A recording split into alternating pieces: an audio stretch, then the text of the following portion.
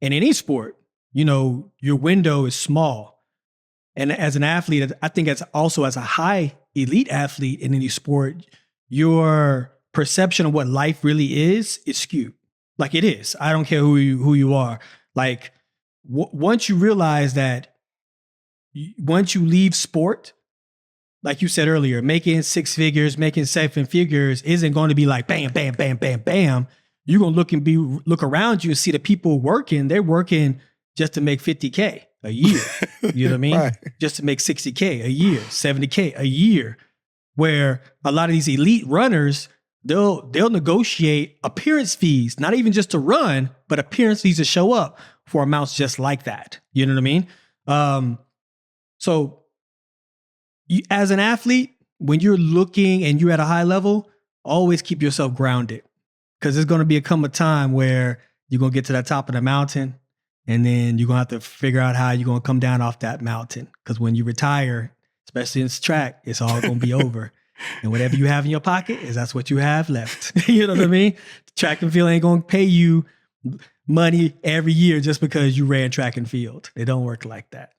But Andrew, I love the fact that you have a background in track and field. That was one reason that I wanted to work with you and be a client, is because, you have a lot of people that come from outside of sports who want to manage money and don't understand the nuances of what goes into sport, what stresses are, and what a lot of these athletes kind of cling to or gravitate towards when it comes to the chains and the cars and the flashiness.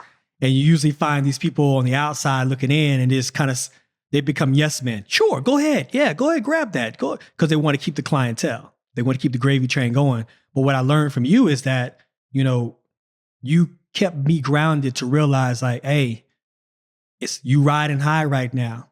It's a beautiful thing. But let's figure out what you're going to look like at 47 years old, 57 years old, 60 years old. What's going to happen with your son, Jace, when it's time to go to college if he doesn't get a full ride? What's going to happen with your youngest, you know what I mean, when he needs to go to a nice school? So you helped me think about those things and put them in perspective, even while still competing. So I appreciate that from you, man. Definitely. No, I would rather be the not so good guy, because I just know the reality of the situation. And I do not want to set someone up to think that it's going to be okay when it's not going to be okay. Now, again, I also don't want to paint a negative picture of like doom and gloom, because track is beautiful. Like this is a business that, again, everyone knows. Justin, you can run for less than 10 seconds and make 50, 60, 70 G's. Like, where does that exist, right? Even if that's the comparison that I like talking about in other sports.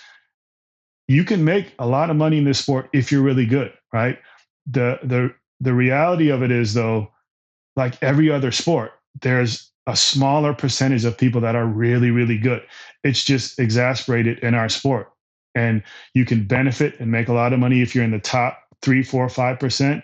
And so I would not be in good faith, or I wouldn't be comfortable to not let people know, listen, this is the reality of our sport, especially people that have no clue, because they don't know. And so they may see people on TV or see people all over Europe and they're going to make all this money. And my job is to somewhat bring it in and have with them a realistic talk of, okay, first and foremost, what are your goals? Like, where do you see yourself? And this is where my experience comes in. I can see, obviously, the talent of a young individual, a male or female, of, okay, wow, this person actually may be in that top 5%. So my conversation may be a little bit different because of the fact that I may realize, actually, our conversation is going to be a little different because financially, I think you may be in a different category, right? And I want to just bring up two things that Justin mentioned about kind of planning. Two things that I think people are often overlooking track are, one, I mentioned the business aspect of it and understanding that when you can make your money, take it. And then the second thing is preparing for kind of the unforeseen or unknown situation. And so in most sports, people game plan for, like, if this happens, we do this. And if that happens, we do this. Like in basketball, football, most sports, like team sports specifically. Track, I think, even as a mentality, as well as coaching, you don't think negative. Like, Coach, Dennis, Mr. Green Machine doesn't probably say like, okay, so if you lose and if this, no, or any coach, it's just a mentality of like, we have to think positive. You're going to win this and do that. My job is not to be that like positive thinker. I have to say, this is the worst case scenario. This is the best case scenario.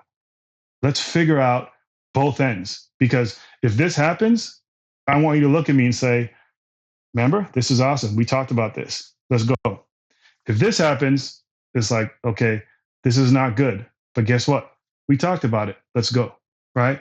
So I have to set that up as an advisor for a client, because one thing I don't want to do is say like, well, don't worry, you're going to do this, this, this, and then this happens. And we both look at each other like, I don't know, like it's tough. Like we're going to have to figure this out. No, like that's not my job. So I think that's one of the realistic things that does not happen in track. And I think I spoke to some agents about this a few years back, that in our sport, it's just not there. And it's sometimes viewed, again, from a psychology standpoint as, no, don't think negative. And I'm like, this is not negative. In fact, let's just go to a track meet or go back to the Paris Games and talk to someone who came fourth.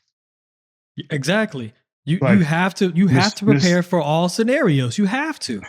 You have to think. Because in a sport that is the odds are always against you, why are you not preparing for the worst? I don't understand that. Everyone's preparing to win, but no one's preparing to get fourth. No one's preparing not to make the Olympic team. No one's preparing to say, you know what, I just got an injury. What is the rest of the season going to look like for me? No one is preparing for that kind of stuff. And then you find a lot of athletes that now they're in a tailspin financially, emotionally. Now they don't know what they're going to do next. And the sport is a what have you done for me lately sport. It will move on without you. They will find another you or something similar to you, and the sport will keep on moving forward. So prepare for the rain. You want to live in the sunshine, but you got to prepare for the rain. Definitely. I agree. True. I agree. And on that note, I would just say for those that are listening, and that, again, pending your situation, because obviously this is qualified based upon individually your financial situations, but generally speaking, if you're a top earner in this sport, you run a business. The business is you, right? You are your business. And if you do not run your financial situation like a business, it could be very unfortunate. And I'd say one of the things about that would just be like, if you are a CEO of your company and you are in any type of corporate company, your income decides or should be decided on some type of guarantee. And if you got injured, or if you got hit by a car on the way to work and you work for Amazon and you're in the C-suite, you don't go home and say, man, it's messed up. I got in a car accident and I'm out for the next 7 months. I'm broke. Like, I'm not making any money. That does not happen. But in our sport, if you get injured and you don't have disability insurance, or you get in a car accident, or you get really sick, anything that happens and you cannot earn the income that you normally would make, you're out of luck. And in most cases, the shoe company has the ability to reduce you or not. And that also depends on kind of your relationship with them and what they want to do. But most contracts have that reduction. And if you are in that top sport or the top level of it, the assumption is they want you to medal, make a final, those type of things. And if you don't even make the team or you get injured, it's a whole different situation. So I would encourage you to kind of look into those aspects of getting some compensation set up so that if something does happen, which happens every year, you're covered.